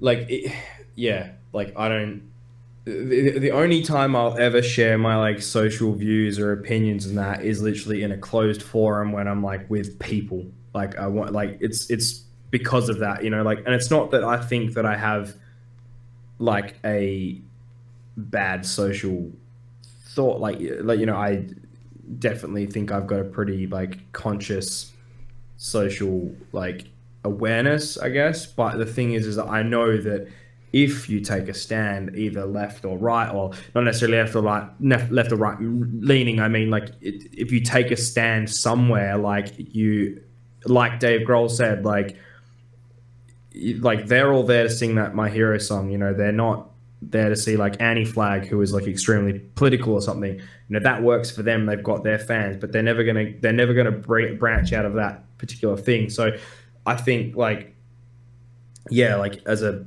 musician in a band that doesn't necessarily have, the band itself, like, hasn't identified as a specific, like, a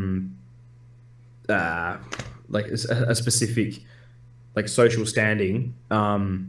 You know, like, Surroundings isn't a religious band. We're not a, you know, a social band. We're not, like, you know, Surroundings is, we're just a band. Like, you know, the band can't have opinions and views, because the band is a fluid, like, entity that, like, you know, it's 5 different people's opinions, and, like, you know, even within the band, like, we all have differing opinions as well. So that, like, to put a label on it, like, you know, if I were to be the spokesperson for Surroundings, and if I would say, like, oh, you know, this is my social views, or, like, you know, even if you share a meme, or, like, you know, comment on something or whatever, like, I just never engage in keyboard warfare and stuff, because like, we're all hyper aware of that. It's like, that can be damaging. Like, it could garner us more fans, but at the same time it could alienate the other people as well. So I think it has 100%. to be like just a judgment call, you know. It's like so many things, like, you know,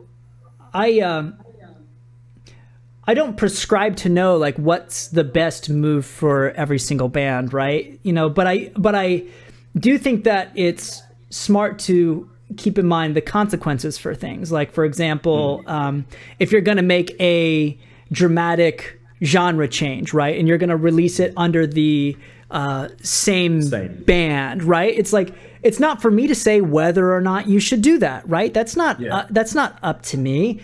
But I think it is smart to think about what could the potential consequences be. You know, if this is your bread and butter, or if you have a, you know, a team, who's relying on you. It might be your crew, it might be your other band members. Like, if you have a group of people who rely on this thing for income, we just have to be real about there are potential consequences for doing things, and it's like, whether it's taking big social, stances on, or changing your genre, or there's a slew of things. It's like, whether or not you should do it, you got to make that decision for yourself. But just being, honest about, look, there are potential consequences for this, and are we willing to risk those consequences, for whatever end, and I think that's something, like, especially with the social stances, usually it's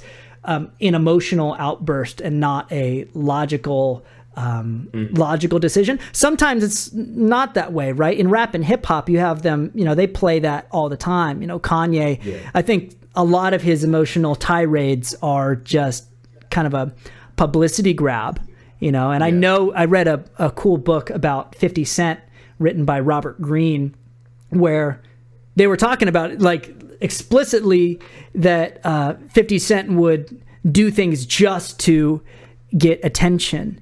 And that's pretty common. It's certainly more, certainly, I don't know if it's more common in like rap and hip hop versus rock and metal, but I think there's a lot more theatrics these days in rap and hip hop versus metal, where in the 80s, maybe it would have been, I don't know, a little bit more evenly distributed between the genres. But, okay. I think this is probably going to be my last question. If I gave you $1,000 and you had to spend it on one thing for your band, how would you spend that $1,000 right now? Oh.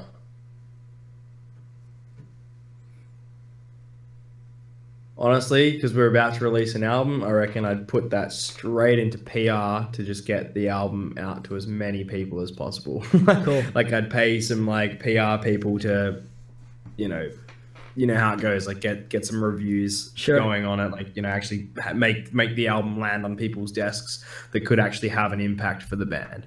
Cool. I think that's probably where that money would go. Would be for PR, because that's literally the next immediate cost that Surroundings is going to need. There you go.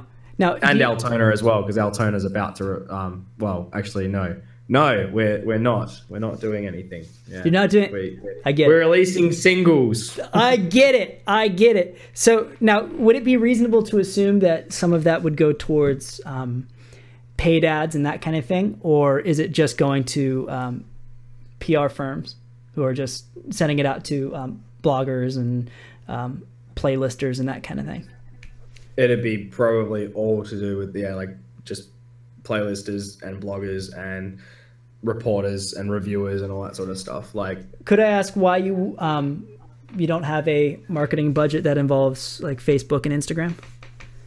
I mean, that would probably be amongst it as well. Like, we'd probably boost a couple of posts and all that, so like boost a few posts and stuff. Like, it'd definitely go into like just social media in general, like as a whole. So like whether it's like Facebook, Instagram, PR, like anything that could generate any sort of like buzz and hype around the album. Like, but it'd be like, whether it'd be like we get a review first and then we put it on Facebook and then we boost that post or whatever. Like, that's we'd definitely try and spread it across like all the platforms. One thing that I would encourage you to do is become a good digital marketer. Marketing is a skill set, right? It's a craft. It takes time and it takes effort to actually get good at it. The one thing that I see most bands doing is that they're operating their ad campaigns accidentally. All they're doing is boosting posts and they're guessing which audiences are the best fit for them. And then when they connect with those audiences, they don't have good mechanisms to get them to commit to more direct forms of interaction. Like one thing that I talk about pretty frequently is how inefficient it is to build relationships through like the Facebook feed, for example, because either your reach is severely limited, or you're having to pay money to increase that reach, which is can be expensive. So one thing that I talk about pretty frequently is getting people to opt into more direct forms of marketing like email and Messenger. And then in Messenger you can use, chatbots are getting bigger now. My favorite one is ManyChat. But the idea being that once you get them to opt into email or receiving email and messages from Messenger, you're no longer paying to interact with those people. And you get 100, well, call it reach. You get 100% reach. Everything you send out is delivered and they will see it. And that's a hell of a lot better than only trying to communicate with people through their Facebook feeds. You know, that's Facebook. I get why people shit on Facebook ads so much, because there are more ways for it not to work than there are for it to work. But if you know what you're doing and you know how to guide people into opting in to hear from you via email and Messenger,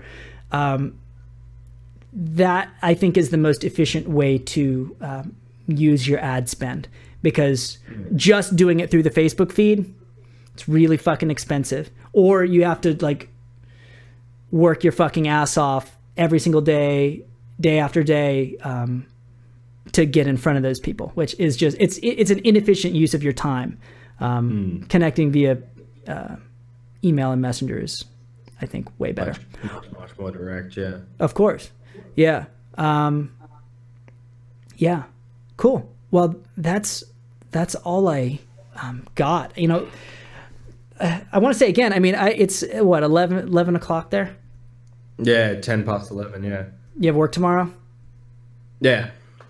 What time? I have to get up at 6. Jesus Christ.